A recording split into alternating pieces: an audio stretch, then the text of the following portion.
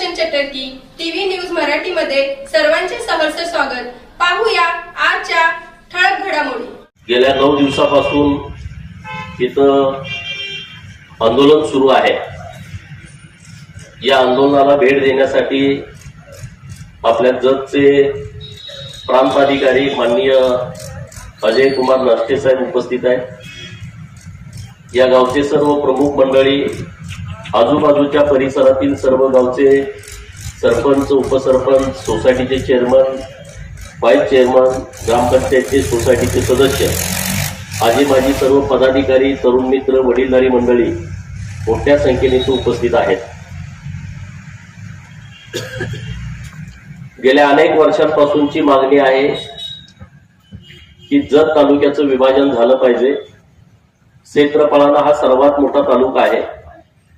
या तालुक्यामध्ये लोकांना जतला येण्याच्या दृष्टिकोनातून काही अडचणी येत आहेत आणि अशी मागणी लावून तुम्ही अनेक वर्ष प्रयत्न करताय।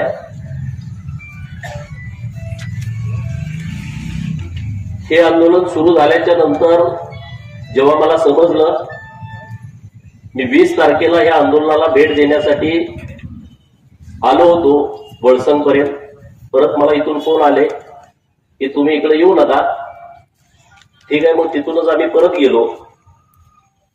परत इकडे चर्चा चालू झाली की आमदार इकडे भेट देत नाही, म्हणजे एका बाजूला येऊ नका म्हणायचं, दुसऱ्या बाजूला बदनामी करायची। असले दुटप्पी उद्योग काही लोक करतायत। हे तुम्हाला जाणीवपूर्वक मी यासाठी सांगतोय की मी लोकप्रतिनिधी म्हणून इकडे आलोच नाही, असं काही लोक चुकीच्या पद्धतीनं नरेटिव्ह सेट करण्याचा प्रयत्न करतायत। त्या सर्व लोकांना याबद्दलची माहिती असावी। आता माझी जबाबदारी जी आहे, हे सर्व मंडळी मला 2-3 दिवसापूर्वी सगळे परत भेटले जतमध्ये। आम्ही सविस्तरपणे चर्चा केली। जतला नाही, झऱ्याला आले होते सगळे। रात्री 12-1 वाजता आम्ही बसलो, सगळी चर्चा केली। अगोदर पासूनची सर्व पार्श्वभूमी समजावून घेतली।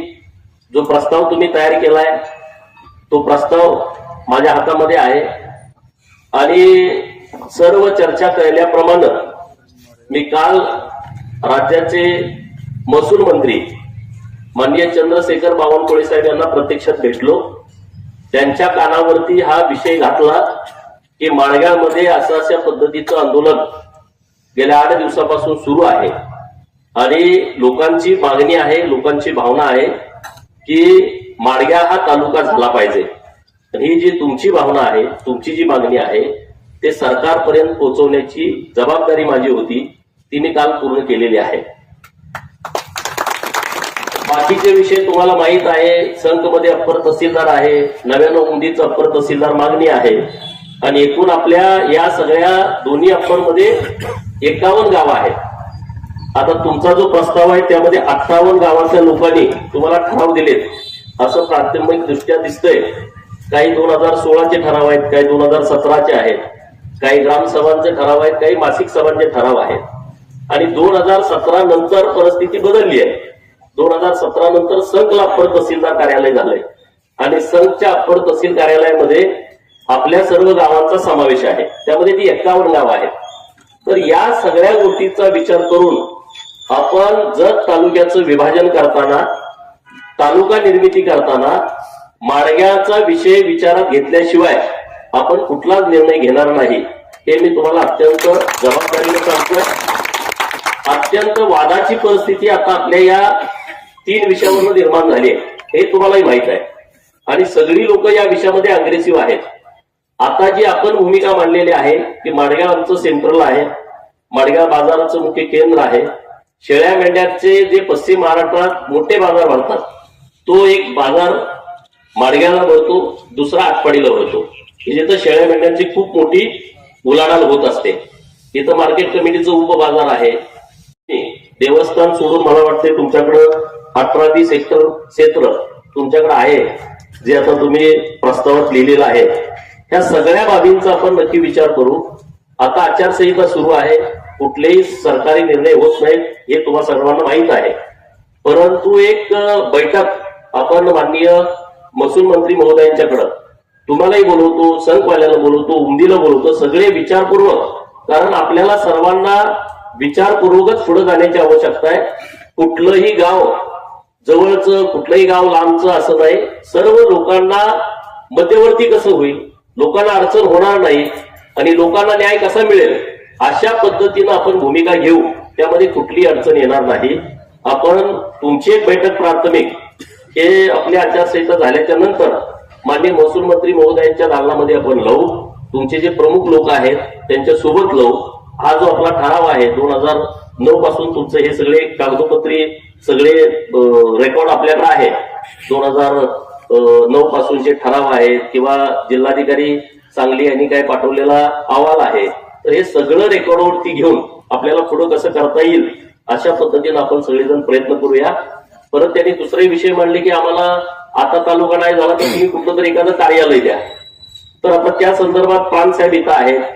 नेमकी पद्धत काय आहे कामाची, मी तुम्हाला काय ते सांगणार, मी इथं तुम्हाला कोर्ट देतो, मी तुम्हाला इथं उपनिबंधक कार्यालय देतो, तर असं चुकीचं तुम्हाला काय सांगायला, कारण उद्या तुम्ही मला विचारणार आहे ना.